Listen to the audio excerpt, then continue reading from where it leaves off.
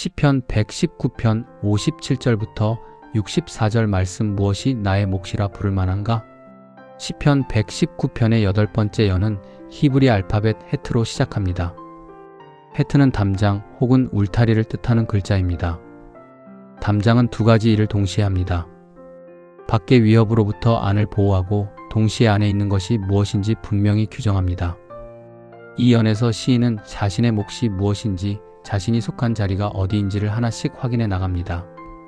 담장 안에 무엇이 있는지 점검하듯 자신의 삶을 다시 헤아리는 연입니다.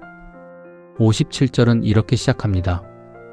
여호와는 나의 분깃이시니 나는 주의 말씀을 지키리라 하였나이다. 분깃이라는 단어가 눈에 들어옵니다. 이스라엘 백성이 가나안 땅에 들어갔을 때 각 지파는 저마다의 분깃, 곧 유업으로 받은 땅을 가졌습니다. 레위 지파만은 예외였습니다. 그들에게는 땅이 아니라 하나님 자신이 분깃이었습니다. 시인은 바로 그 레위인의 고백을 자신의 것으로 삼습니다. 여호와가 나의 분깃이라는 말은 세상이 나누어주는 몫과는 다른 차원의 유업을 받았다는 선언입니다. 땅과 재산과 명예가 아니라 하나님 자신이 내가 가진 전부라는 고백입니다. 이 고백이 이 연 전체의 담장을 세우는 첫 기둥이 됩니다. 58절에서 시인은 그 분깃을 향한 태도를 보여줍니다. 내가 전심으로 주께 간구하였사오니 주의 말씀대로 내게 은혜를 베푸소서. 전심이라는 표현을 놓치지 말아야 합니다. 반쪽짜리 마음이 아니라 온 마음을 다합니다. 하나님을 자신의 유일한 분깃으로 삼은 사람은 그 하나님을 향해서도 어중간하게 다가갈 수 없습니다. 분깃이 전부라면 그 분깃을 구하는 마음도 전부여야 합니다. 59절은 이 연에서 가장 실천적인 구절입니다. 내가 내 행위를 생각하고 주의 증거들을 향하여 내 발길을 돌이켰사오며. 시인은 여기서 자신을 돌아보는 행위를 구체적으로 묘사합니다. 자신의 행위를 생각한다는 것, 그 생각의 결과로 발길을 돌이킨다는 것, 이 두 동작이 순서대로 일어납니다.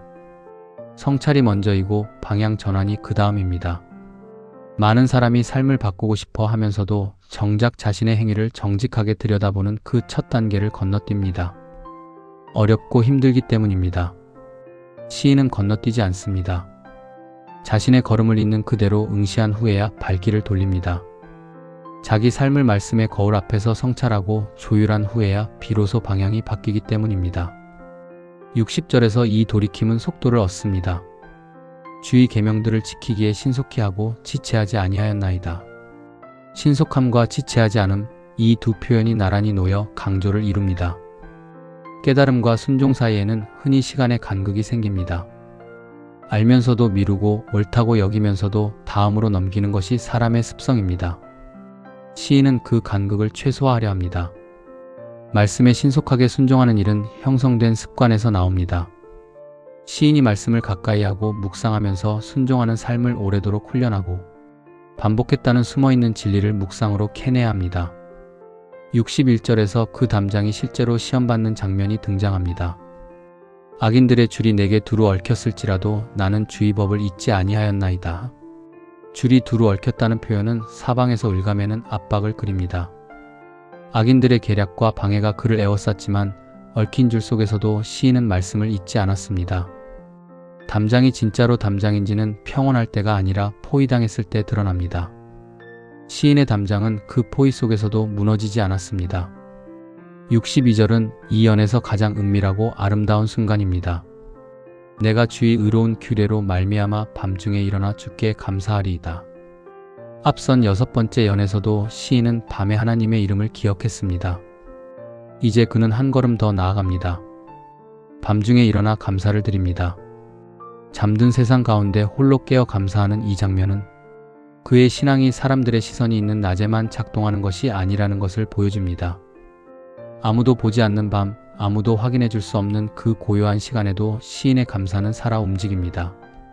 하나님과 시인의 깊은 사귐을 엿보게 하는 고백입니다. 63절에서 시인은 자신이 속한 공동체를 밝힙니다. 나는 주를 경외하는 모든 자와 주의 법도를 지키는 자의 동무라. 담장은 혼자 세우는 것이 아닙니다. 시인은 자신과 같은 방향을 바라보는 사람들을 동무라 부릅니다. 신앙은 지극히 개인적인 고백에서 시작하지만 개인 안에 머무르지 않습니다. 같은 말씀을 경외하고 같은 법도를 지키는 사람들과의 연대가 이 담장을 더욱 견고하게 만듭니다. 혼자 지키는 담장보다 함께 지키는 담장이 훨씬 든든합니다. 64절은 이 연의 마지막이자 가장 넓은 시야를 보여주는 구절입니다. 여호와여 주의 인자하심이 땅에 충만하였사오니 주의 율례들로 나를 가르치소서. 지금까지 시인 개인의 삶과 좁은 담장 안을 들여다보던 시선이 이 마지막 절에서 갑자기 온 땅으로 확장됩니다. 하나님의 인자하심은 시인 한 사람의 분깃에 그치지 않고 땅에 충만합니다. 하나님의 은혜와 사랑은 자기 자신에게 함몰된 사람의 시선과 마음을 변화시켜 타인과 세상을 바라보게 합니다. 헤트 연을 다시 돌아보면 이 8절은 하나님을 자신의 분깃으로 고백하는 데서 시작해서 전심으로 구하고 자신의 행위를 돌아보아 발길을 돌이키고 신속히 순종하고 사방의 위협 속에서도 말씀을 잊지 않고 밤중에 홀로 일어나 감사하고 같은 길을 걷는 동무들과 연대하며 마침내 그 모든 것이 땅에 충만한 하나님의 인자하심 안에 있다는 것을 깨닫는 하나의 완결된 원을 그립니다. 담장이라는 글자로 시작한 이 연은 결국 그 담장이 자신만을 위한 것이 아니라 온 땅을 채우는 인자하심의 한 자락이었다는 것을 보여줍니다. 우리가 오늘 지키는 작은 담장도 어쩌면 그보다 훨씬 큰 은혜의 한 조각일지 모릅니다. 오늘 기도 1. 세상이 나누어주는 몫이 아니라 주님 자신이 나의 유일한 분깃이심을 전심으로 고백하게 하시고 그 고백에 걸맞은 신속한 순종의 발걸음을 허락하소서. 2.